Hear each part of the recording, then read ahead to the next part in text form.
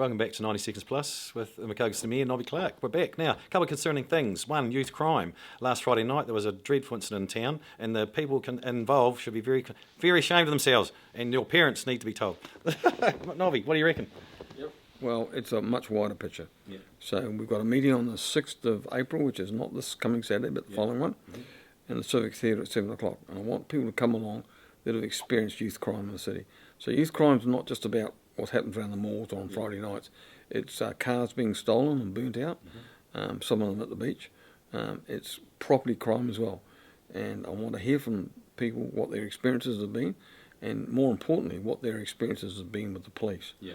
Because it's my view that I think that the police, quite rightly, this is a low priority. They'll say that they don't, but the truth is they've got only a limited amount of staff on shift every day, and crimes against the person, like assaults or domestic violence, take priority, and so they should. So in my view, we don't have enough police to be able to manage the crime in our cities, but it's a very, very wide issue. Yeah. Look, you hear the reports today about New Zealand being the worst situation with children at school, and teachers being stabbed with scissors, and the language is foul. Look, that's all home stuff. Yeah. And I don't care what the Commission of Children says, who says we shouldn't criminalise these children. Well, when she talks about children, she's talking about people up to the age of 18, the youth as well. Yeah. And so it's really important that we acknowledge that home is teaching them these habits. Yeah. It spills into schools, it spills out into the streets on Friday and Saturday nights. Their attitude is bloody terrible. Yeah. I've had a run-in with one young bloody hoon down in Air Street, and his language was foul beyond belief. But he's bulletproof. He knows that if he gets caught with anything, and I understand he was one of the guys on Friday night that got caught with a knife. Yes. Only a young fella. Yeah. And so the bottom line is we can't afford to have people threatened by coming into the mall. I know that some of the retailers did it pretty hard over that Friday night, and when they had the brawls, the police found they got out of control. There were too many for them, and one of the retailers got assaulted. But I've heard about death threats.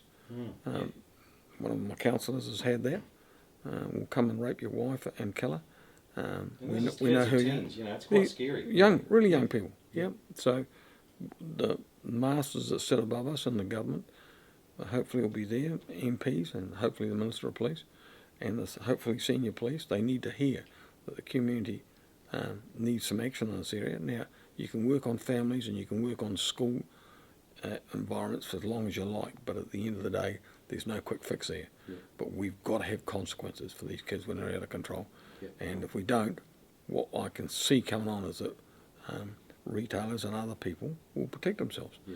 And protection means that you have a baseball bat sitting under the counter. Or alternatively, like I do, I carry a machete around when I'm out in my camper van, because you just don't know when some idiot, could be a youth or it could be somebody drunk, tries to knock you around while you're out in the camper van. So I protect myself, because I know the police would never get there in time. Yeah, that's right. Yeah. They're too far away from where I sort of camp up. Yeah. So it's a bit of a shame, and we don't want to head down the track that America's at, where everybody arms themselves because they're too scared. Because then the criminals will arm themselves as well. Yeah.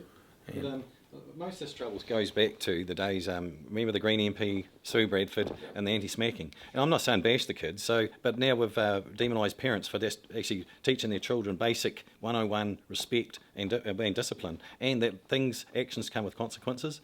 And sadly, this is what's wrong with society today, is it's just, we just accept it, or it's just, it's all right, poor wee John, he's okay, but nah, we need to clamp down. As far as I'm concerned, if you're adult enough to do a crime, then you should do the time or the punishment. Well, people know that I've spent most of my working life in social services dealing with these at-risk families, and one of the things I know is that you learn more at home than you do at school.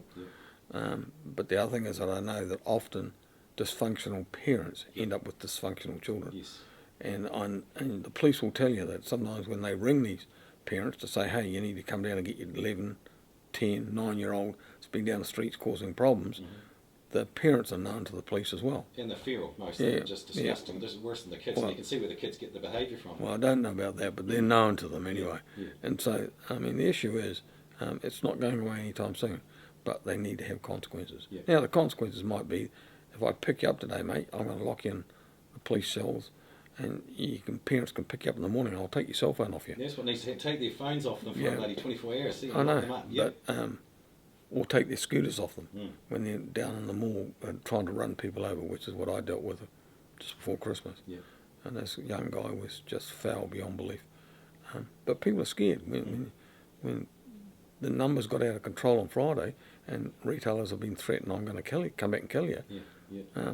They're really worried, and so the trouble is that people are scared to come forward, and that's a serious crime to threaten to kill. Yeah. And it's different if you're just talking shit talk, but Yeah, if you're serious. really serious about it, Yeah. and when you're arrested, you've got a knife on you, Yeah. something needs to be done. Yeah. And so our leaders above us need to hear that, because it's a resourcing issue. Yeah.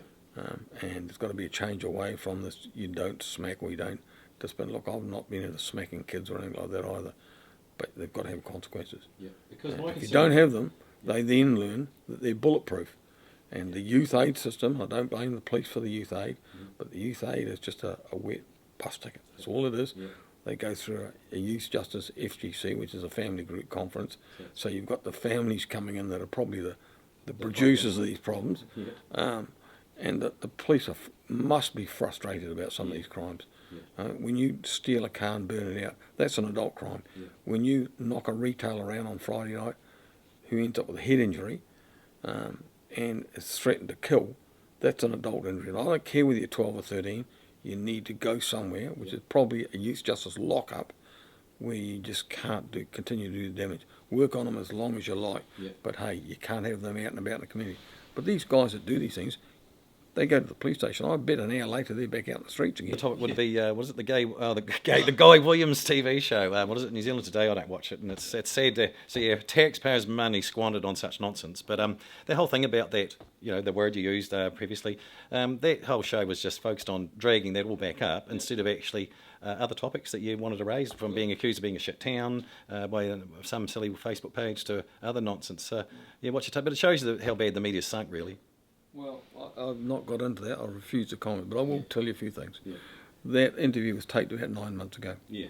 And if you go back to what I said at the original meeting with the art folk, I said I found that word absolutely abhorrent. Yeah. And if I was the owner or the mayor of a city that had an art gallery and they tried to introduce any language like that by way of rap music or anything else, poetry or whatever, into our thing, it would be cast aside, because I find that thing. Now, really interesting, if you listen to the interview with Guy, I said I hate that word, but that's not what the focus was. No. Everybody's focused on the word, Yeah. and yet it's okay for rappers to use it, it's okay for the media to use it, Yes. and as you saw in the interview, I forced him to mention what word he was talking about, That's right. and then they blacked it all out, Yeah. because he felt uncomfortable, so... But you certainly good to see you cracked him, I think. He's always been such an arrogant interviewer, and I think you broke him. He said it was the worst interview he's ever done. Because you broke him, that's why. Well, I wasn't prepared to play ball with him. That's right. Yeah. I wasn't getting to get clawed back into that, but so be it. I've had a few nasty comments in there, but I've also had a lot of people say, "Oh, good on you for standing up for what you believe's right." It's 90 Seconds Plus with Invercargill City Mayor Nobby Clark. Make sure, lock it in, the date, Saturday the 6th of April, 7 o'clock, for the public meeting regarding youth crime and general crime, I guess. It's time to take our city back. Until next week, see you later.